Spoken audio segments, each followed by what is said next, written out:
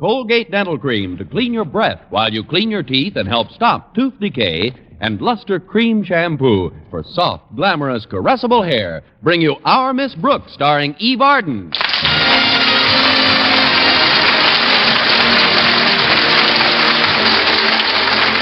It's time once again for another comedy episode of Our Miss Brooks under the direction of Al Lewis. Well, everyone knows that our public school system is, of necessity, a carefully budgeted operation. And our Miss Brooks, who teaches English at Madison High School, has some very definite ideas on the subject of economy. Personally, I've always been a firm believer in economical living. As a school teacher, I've found that by budgeting my income, thinking ahead, and doing without certain things right now, I can count on other things later on. Little luxuries like food and shelter. But in the hands of Madison's beloved principal, Osgood Conklin, even economy can be carried too far. I was discussing the subject with my landlady last Thursday at breakfast. So Mr. Conklin has launched another economy drive. Drive isn't the word, Mrs. Davis. It's more of a crusade. You might not believe this, but he's rationed each teacher to one piece of chalk a day. That's ridiculous, Connie. What do you do when the chalk wears out? I wet my finger. I was teaching Shakespearean drama yesterday afternoon, and by 2 o'clock I was up to my cuticle in Twelfth Night. That's terrible. Oh, that's nothing. Today I have to stop in Mr. Conklin's office for my weekly pencil. You mean to tell me he only gives you one pencil per week? You don't get that unless you bring in a small bag of shavings. My goodness. What in the world does Mr. Conklin do with pencil shavings? I think he smokes them in his pipe. At least I hope he does. I've been mixing in chopped rubber bands with mine.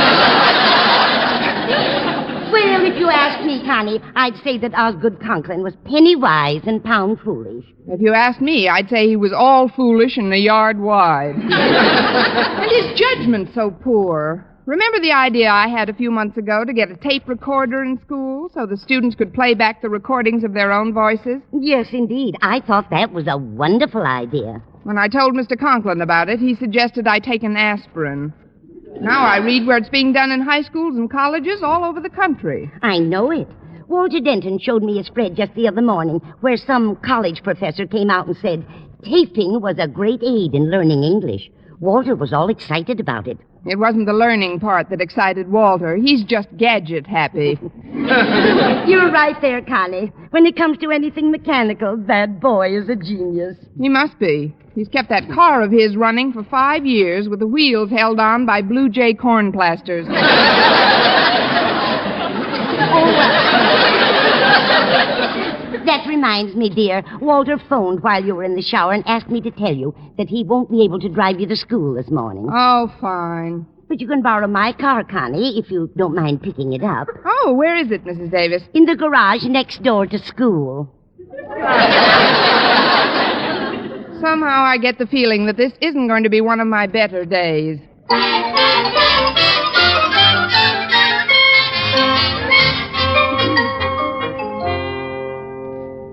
Oh, thank goodness I'm on time. Now I can take my... Well, this is a switch. Pupil beats teacher to classroom. What are you doing here so early, Walter? I thought your car broke down. No, ma'am. I just had something else to attend to. Now then, if you'll just read this, please. What is it? I'll tell you in a minute. Meanwhile, just read it aloud. All right. In my opinion, which is shared, I am sure, by students and faculty alike, he is a generous and progressive-minded leader who will spare no expense to improve the teaching methods in our high schools. There, it's finished. What's finished? What's this box on my desk? Well, it's a Webster Echo tape recorder, Miss Brooks, and I have just captured for posterity your true opinion of our principal. My true opinion... My true opinion... As I was saying when I so rudely interrupted myself, my true opinion of our principal would melt the tape, Walter. But where did you get this machine, anyway? I got it from Larkin's electrical shop. Mr. Larkin said we could use it for an indefinite trial period with absolutely no obligation. No obligation? Well, just a small obligation. What is it? We have to buy it. Yeah, he's going to call Mr. Conklin on the phone about it later today.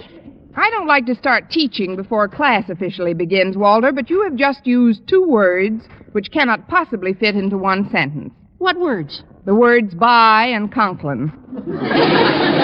He'll never authorize an expenditure like this. Why, I've got to go into an emergency conference with him this morning to see if I can get another pencil. You know if he's in his office yet? Sure, he got here early today. Fine, then I'll pack up my shavings in my old kit bag and run along. One moment, Miss Brooks. If you see Harriet Conklin in her dad's office, would you kindly waft her my way?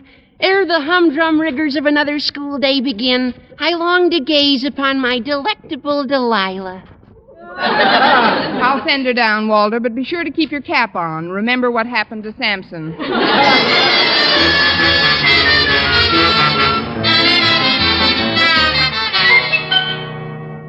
I'm furious, Harriet. Absolutely furious. Why are you furious today, Daddy? Because of the way this...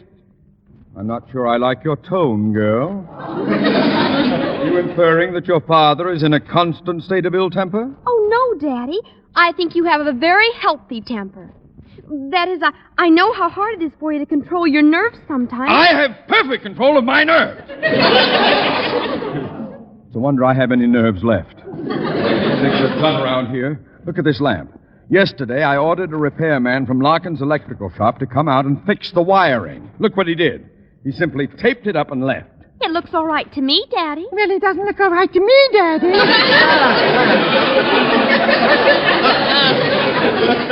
on top of that, the blundering dolt left a note saying I owe him $3.85. Now, that takes plenty of gall. But I don't understand, Daddy. Why should you be so upset? Doesn't the Board of Education pay all our school's expenses? Yes, Harriet, it does. And that's one of the reasons for my crackdown campaign on waste.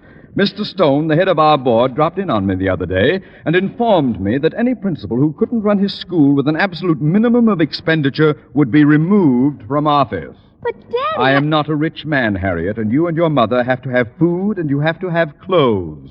Constantly. Well, I can't afford to jeopardize my position here. That's why I've got this ball of tape on my desk. I'm going to fix some other loose wires I saw in the hall myself. Yeah, well, come in. Hello, Mr. Conklin. Harriet. Hi, Miss Brooks. Samson's waiting for you in my tent, Delilah. A classroom. Oh, thanks, Miss Brooks. I'll run along now, Daddy. See you at lunchtime. I'll be counting the minutes. Now then, Miss Brooks, you may step forward to my desk and briefly state your business. Aye, aye, sir. Miss Constance Brooks reporting for her pencil, sir. Request denied.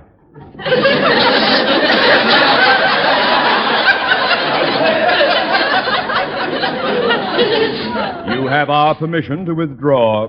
But, Your Majesty, Mr. Conklin. I don't understand.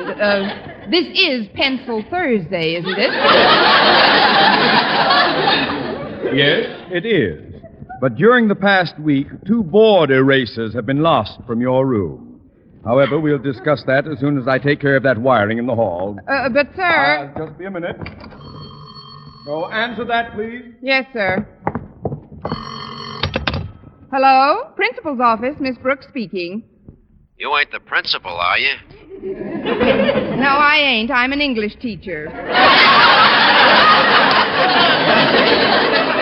Mr. Conklin's out in the hall at the moment. Who is this? Oh, this is Larkin of Larkin's Electrical Shop. I let Walter Denton take an echo tape recorder over to your school this morning on a trial basis. All I want to know is, doesn't Mr. Conklin want it or don't he? Frankly, I doesn't think he do.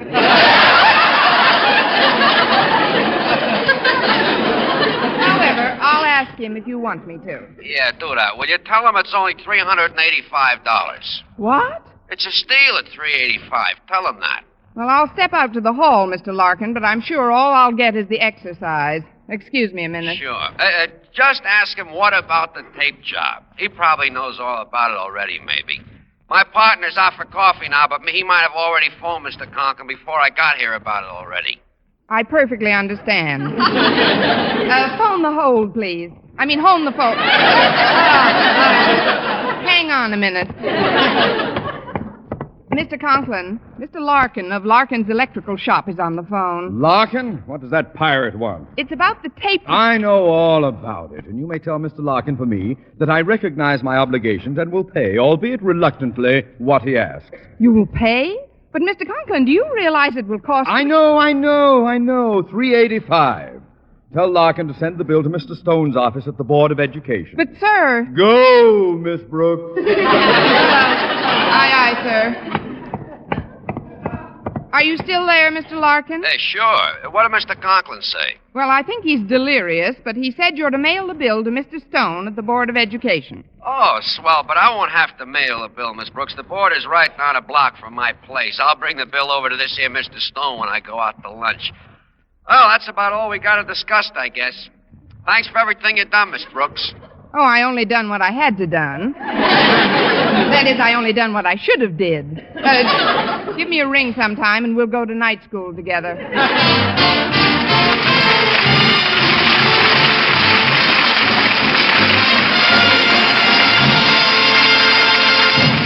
Our Miss Brooks, starring Eve Arden, will continue in just a moment. But first, here is Vern Smith. No other dentifrice offers proof of such results. Proof that Colgate Dental Cream helps stop tooth decay before it starts. 2 years' research at leading universities using Colgate Dental Cream, hundreds of case histories, makes this the most conclusive proof in all dentifrice history on tooth decay. Conclusive proof that when teeth are brushed with Colgates right after eating, Colgate Dental Cream helps stop tooth decay before it starts. yes, the toothpaste you use to clean your breath while you clean your teeth, now offers a safe, proved way to reduce tooth decay. Modern science shows decay is caused by mouth acids, which are at their worst right after eating. Brushing teeth with Colgates as directed helps remove acids before they harm enamel. Colgate Dental Cream has been proved to contain all the necessary ingredients, including an exclusive patented ingredient for effective daily dental care. Get Colgate Dental Cream today. Big economy size, only 59 cents. Always use Colgate Dental Cream to clean your breath while you clean your teeth and Help stop tooth decay before it starts. remember, no other dentifrice offers proof of such results. Well, I could hardly believe that Mr. Conklin actually had okayed the requisition for a $385 tape recorder. When lunch period arrived, my bewilderment and I joined my favorite biology teacher, Philip Boynton, in the cafeteria. It is amazing, Miss Brooks, in view of Mr. Conklin's recent attitude toward expenses. Maybe he's becoming a little more sensible about economizing. Not Mr. Conklin. He couldn't have changed that fast. Why, he's the only person I know who ever sent in 9 cents to the March of Dimes. It's certainly contradictory, especially in view of his action toward me this morning. What did he do to you? He stormed into my lab, announced he was cutting me off without a penny for frog food. I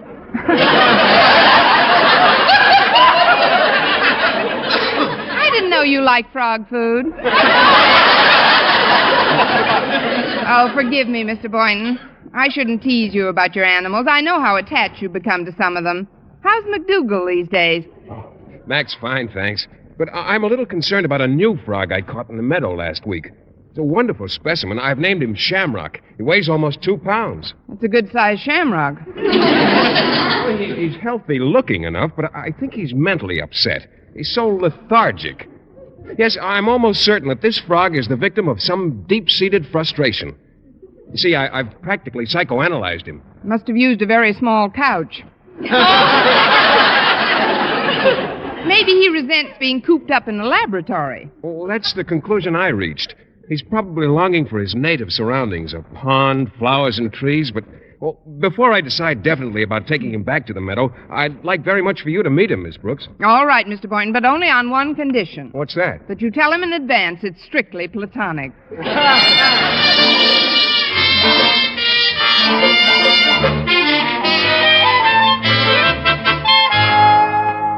Are you still tinkering with that recorder, Walter? Yes, ma'am. There's one switch here has me a little confused. I can't tell whether it's on or off. Let's see here. I got it figured out now, I think. Did you have lunch with Mr. Boynton? Yes, I did. Then I stopped in at the lab to meet one of his friends, a new frog named Shamrock. Oh, I know Shamrock. Kind of a mope. How'd you like him? He's all right, I guess, if you like slimy, bulgy-eyed, pot-bellied monsters. You don't sound very enthusiastic. Oh, I can tolerate his green little jowls at a distance. It's only when he jumps into my lap that I want to scream. Pardon me, Miss Brooks. May I come in? Oh, certainly, Mr. Boynton. It just seems like minutes since last we met. That's all it's been. Hello, Walter. Hi, Mr. Boynton. What do you got in that jar? Shamrock? Oh, what have you decided about him, Mr. Boynton? Well, I've come to the conclusion he doesn't belong in a school. I think I'll take him out in the woods somewhere and toss him into a pond. Toss him into a pond? Mr. Boynton feels that Shamrock isn't happy here. He just can't seem to adjust to city life. Well, why not? I think it's the fault of television. He's probably jealous of Hopalong Cassidy's success. Oh, it's just that he's lonesome, Walter. Say, I've got an idea. Maybe we can get him to croak into this microphone, and when we play it back, he'll think it's another frog and fall in love with it. Now, that's a fine thing to do to a frog. What good's a tape recording on a cold night in the swamp?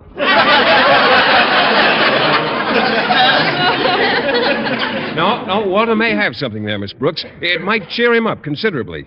The only trouble is Shamrock would recognize the call as that of a bullfrog. Why don't you play him the cry of the wild goose? Maybe that'll send him. No, what he needs is the croaking of a female. Miss Brooks, I was just wondering... Well, you can stop right now. I don't want to give myself the best of it, but I don't think I'm his type. I merely wanted you to hold the jar for a moment, Miss Brooks. You see, by turning down the bass on this recorder and bringing up the treble control, we might fool him. You could fool me. Hey, I see what you mean, Mr. Boynton. It'll play back higher. Here, I'll turn it on. Oh, it is on. Just hold him up to the microphone. Come on, boy. Let's have a nice, clear call. Come on, Shamrock, let's have it. Right into the mic.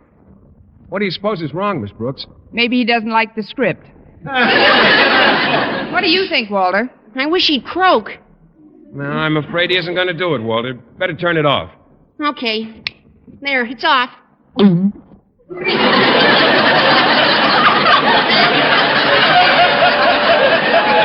Now, that's what I call nice timing. Pardon me, folks, but I have to speak with Miss Brooks for a moment. Oh, certainly, Mr. Conklin. What's wrong, Mr. Conklin? Am I overdrawn on my paper clips? Word has reached me that you were seen filling your personal fountain pen with school ink.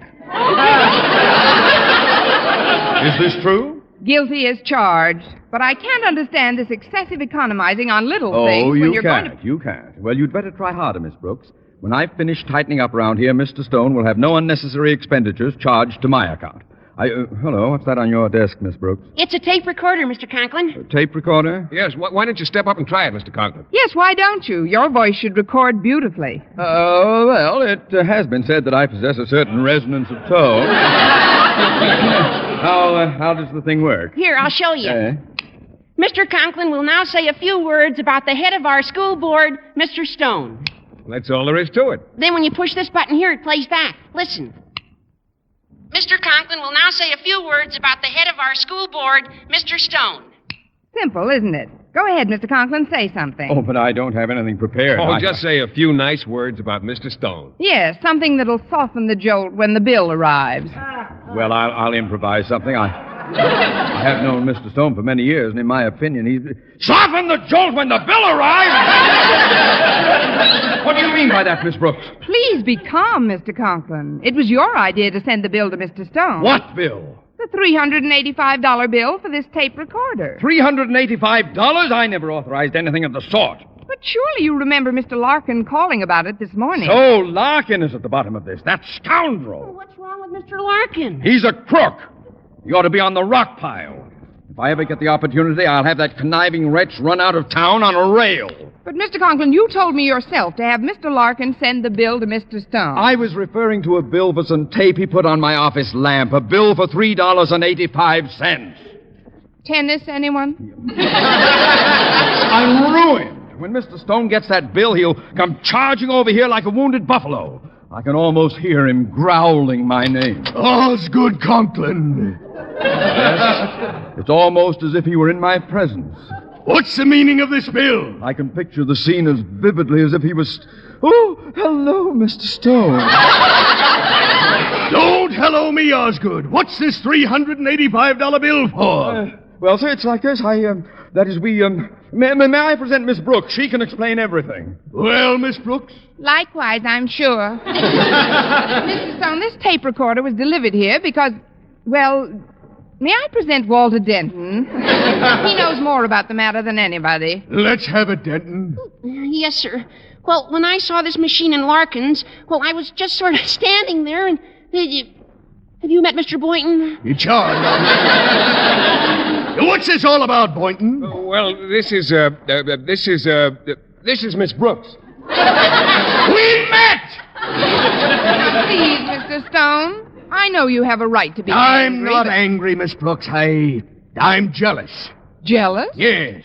I wanted to be the first one to introduce tape recorders into our local school system. They're a boon to modern education. I'd give a lot to know the identity of the progressive-minded individual who first wanted one for Madison. Mr. Stone, it is with great reluctance, born of innate modesty, that I reveal my role in the matter of this tape recorder. Your role? When I first got the idea... When you first got the idea? Why, I told you about using tape recorders in schools 3 months ago. No, Miss Brooks. Let's not wash our soiled linen in public. Why not? It can use it. You see, Mr. Stone, although Miss Brooks is one of our best and oldest teachers... In point of service, he means. She still hasn't been able to adjust herself to the rather stern but just discipline with which I operate this institution. Personally, I'm afraid she rather resents me. How can you say that, Mr. Conklin? Quiet, you. Let the boy talk. Oh, gosh. Only this morning, Miss Brooks recorded a beautiful speech about Mr. Conklin. Why don't you play it back for Mr. Conklin, Walter? I'm not interested. Yeah, I am. Any matter that involves the relationship between one of our principals and a member of the faculty is the board's concern. Play the record, boy. Yes, sir. Miss Brooks, what do you think of Madison's principal, Osgood Conklin? He's all right, I guess, if you like slimy, bulgy-eyed, pot-bellied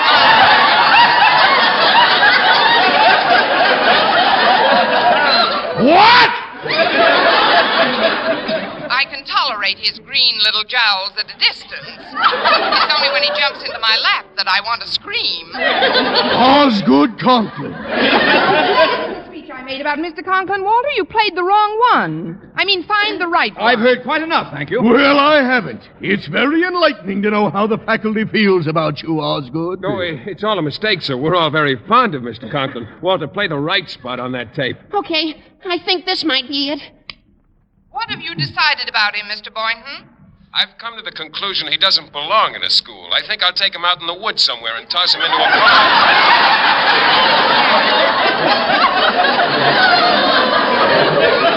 pond. That's a mistake, too. Shut it off, Walter. Don't touch that machine, boy. I want to hear more of this. What do you think, Walter? I wish he'd croak.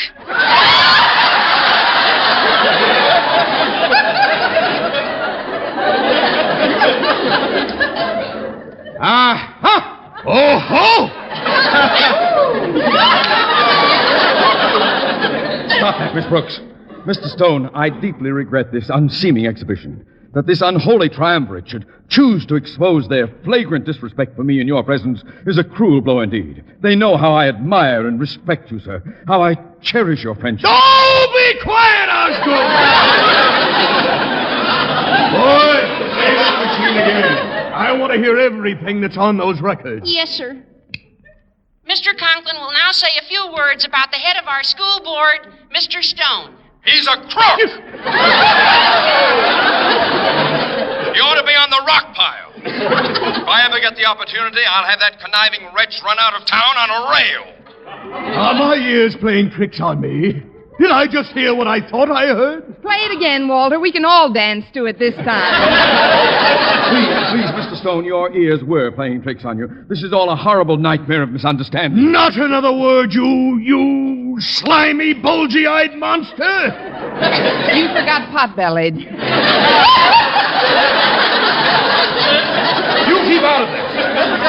Mrs. Stone. I'm going back to the board and file my report. You've not heard the end of this incident, Mr. Osgood, ex-principal Conklin.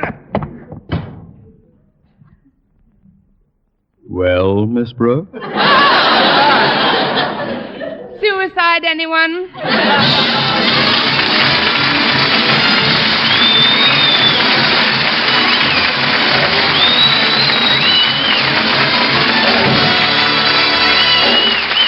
Eve Arden as our Miss Brooks returns in just a moment, but first...